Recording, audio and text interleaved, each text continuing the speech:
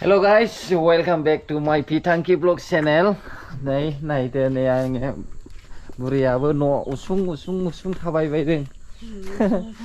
गामिनि समायना सोमखोर मिथिंगा गय बारि खान्थाल बारि गांसो बारि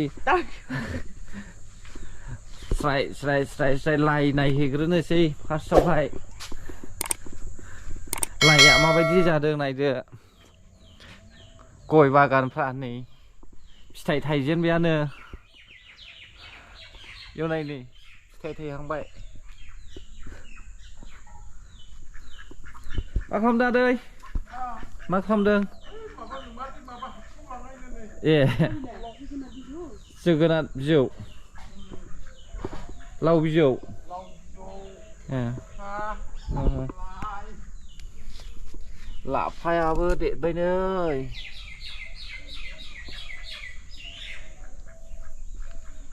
गया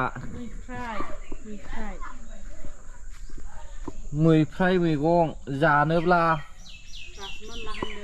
मानलाहांदोंल'सो फानलुफ्राबो बेयाव नै जेराव गायनानै दोनो बेयावनो मोनो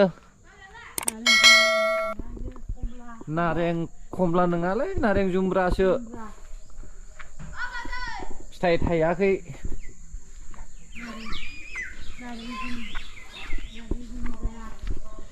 खालमासिसो मोनगोन जोङो गय फिथाइया नै गय बागाना दिनै मोनथ'नाय देग्लाय मोनथ'नाय नंला दां दासो थाइहांजेनदों नाय नै गय बागाना रायजोफोर नायलांनो हागोन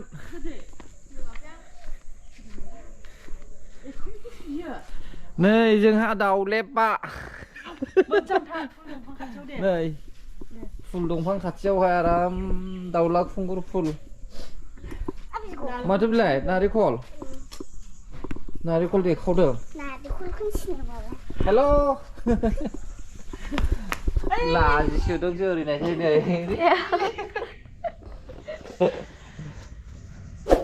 लाजिसोदों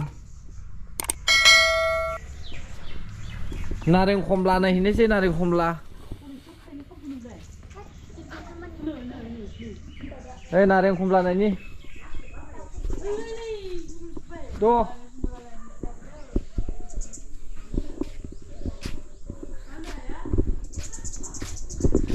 गामियाव फैनानै गामसा गाननानैहाय भिडिअ थिखांदों नायनो भिडिअ गामसा गाननानैहाय माबायदि नुदों भिडिअआ गामसा गाननानैहाय बोरायरायथ' नुखानाय नङा नुनायालाय नुगोन दा बोराय फैद' हरै अ नै गावखौबो बुरायराय नुयो न'आ हाथ'वाखै नैबे गंसे आदैमोननि न' दाबो बानायजोब्बाय खोरखि दरजाल' नांसिगौ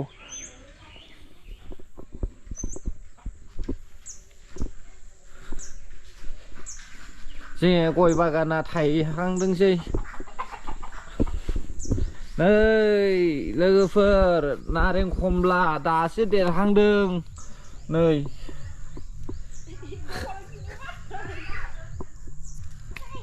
बोसोरथामसो बोसोरनै बोसोरथामसो लानो देरजोबसिगोन दङ दंनायालाय ना बिराद बुरजा गायदों नारें खमला गोजा बियो नै एसे नारें खमला गायजोबना होजोबदों गय सिं सिं नारें खमला गायदों बे देरजोबनांगौबाथाय जाथ्र'नोसो हानाय नङा नाथाय गोखै जागोन ना गोदै जागोन मिथिया आरो नों सिनि होनां गायनायखाय इलायनै नारें खमला गोजायो ओरै लाइन लाइन लाइन लाइन गासै नारें खमला गोजा ओइयावबो नारें खमला दङ जेरावबो नारें खमला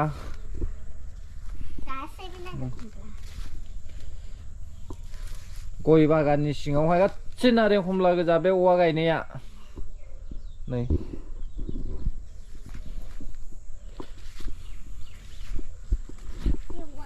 बे गया थाइब्लानो मेरला बाइक गंसे बायनो हागोन माथो बे गया थाइजोबब्लानो आरामसे बाइक गंसे बायनो हागोन लामायाबो गोजान नै बिनिफ्राय नारेंखलबो दंबावोसो नारेंखल गायबाय नै फांसे दंखायो गिदिरनो नै फिथाइ जानो मोनखाबाय फिथाइबो दङ ओइलाय हनै माबा फुला गारबायसो मा होनदों फुखो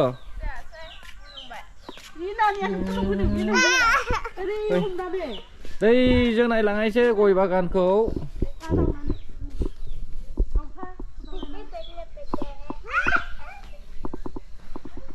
जेब्ला बे गया थायो अब्लासो न'आव थाफैनोसै आं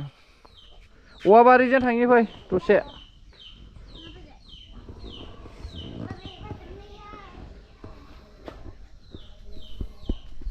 गय थायोब्लासो न'आवहाय थाफैनोसै गय खाना फाननो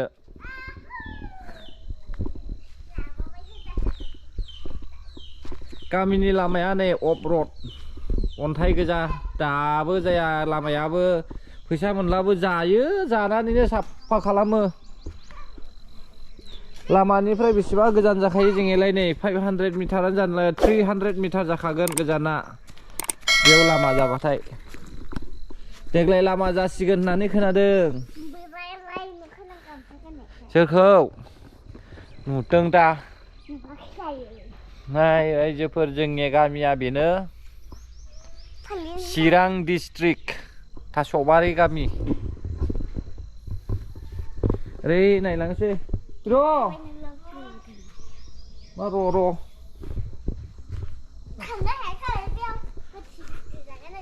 महायबा गोथै दं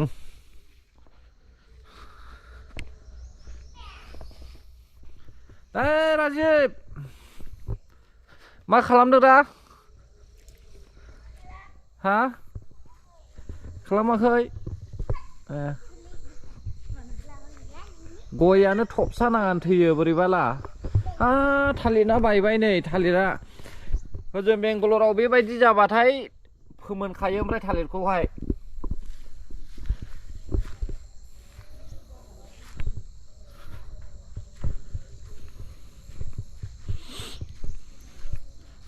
गामियाव थायोब्लाना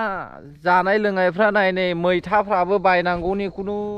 प्रयजन गैया मैथाया बायनाङा बेसेबांबा गोबां दंखायो फिथाइ थाइजोबबाय जाथ्र'नोसो हाया बेसेबां जानो जा सिबिं फोदोंमोन नेक्स्ट इयारावहाय बेनिफ्राय लानानै ओरै बैसिम गय गायजोबगोन आं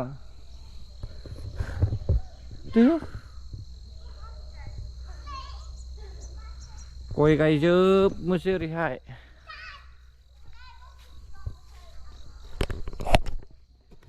सिबिं फोदोंमोन नै एकदम सिबिं गोजा दङ बेहायबो नै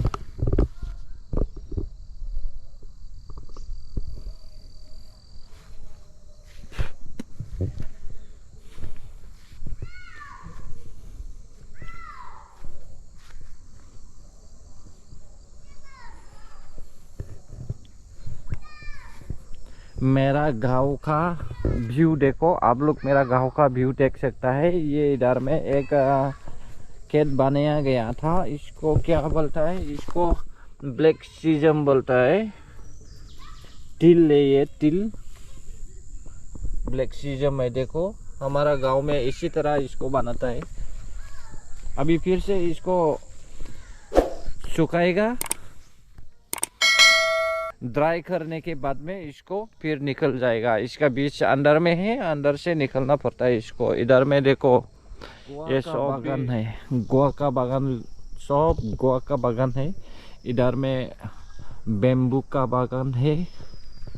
वाओ हमारा पीक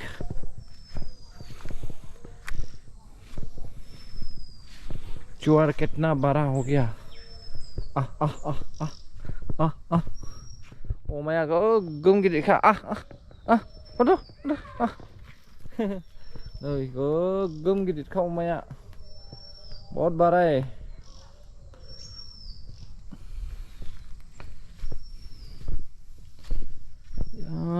अमाया गिदिरथारलै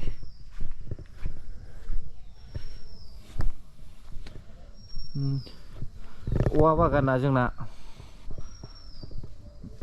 रायजोफोर बेनो जोंनि औवा बागाना बाहासो बोदोंसैनो माथो साल दंफाङा नै नायलाय बे साल दंफां दंबावो दाबो जोंनिथिंहाय नै बिराद गोजौ दङ फांसे साल दंफाङा नुवाखै खोमा औवाजों होथेना दङ गिदिर जाबाय बे साल दंफाङा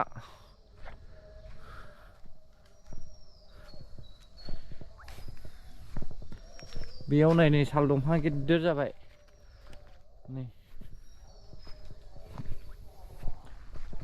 नै साल दंफां बिराद गिदिर जाबाय नै साल दंफाङा बेयो जोंनि साल दंफाङा देनांहाय फानगोन सिदाबानोखा आरोना ओरैबायदि आंनिब्लाथ' बेसेबां जागोन देनांहायसो मिथिसिगोन बेखौहाय देरबावथों दायो दाना बे गासैबो जोंनि हाजोब लोगोफोर बिराद गोजान जायो बैनिफ्राय लानानै गोलाव ना सुला ब्लक जानायखाय बिराद गोजान जादों हाया बे ओइथिं दै दङ लास्टआवहाय बेयावबो सिबिं गोजा फोदों थांनोसै हाग्रा गोजा बालायलांनो थाङोबो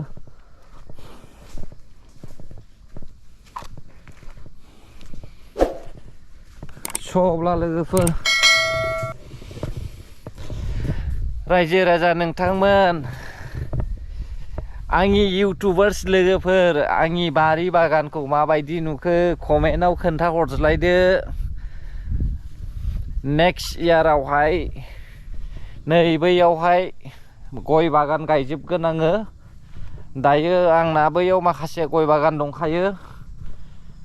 बे गय बागाना थायनायनि उनावनो आरोबाव माखासे देरलांबाय थागोन ना बेखायनो नेक्स्ट इयारावसो गायबावनाय जासिगोन आं बे जायगाखौ नैबे जायगाखौ गय बागान गायजोबनोसै आं बेखौ ओइथिं गय बागान गायनोसै आं नैबे आंनि नङा बियो आमाइमोननिसो बियो ओरैबो बिराद गिदिर गय बागान दङ आरो बैजोंबो मानोना जोंनि हाया सिमनाजों सिमना नांजाबलायनाय गोजा गासिबो